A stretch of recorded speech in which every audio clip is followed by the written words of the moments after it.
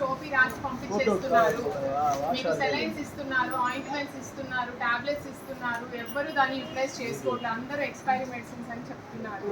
At least మీరు దగ్గర ఉన్నప్పుడు యూటిలైజ్ చేసుకోండి. పేషెంట్స్ మీ సబ్ సెంటర్లోనే ట్రీట్మెంట్ చేయడానికి ట్రై చేయండి. మీ వల్ల కానప్పుడు ఇక్కడికి పంపించండి.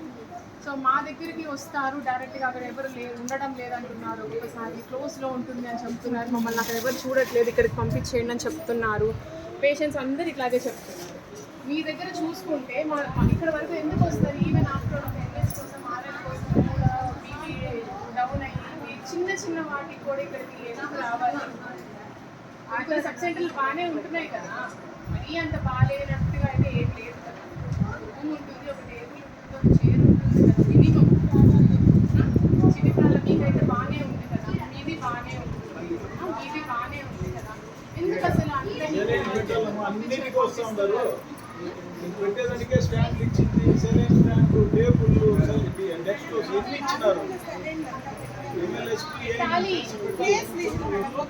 కూర్చుని కూడా పెట్టచ్చు, పెట్టాలి. అందరూ మా మందులన్నీ తీసుకెళ్ళి ఆ బయట ఇస్త్రీ కొడుతున్నారు. ఎందుకు ఇంత కష్టపడి 3 months ఒకసారి ఎందుకు ఇస్తున్నారు? మీరు ఒక టెస్ట్ చేయడం లేదు, రిపోర్ట్స్ సరిగా ఇవ్వడం లేదు. పిహెచ్సికి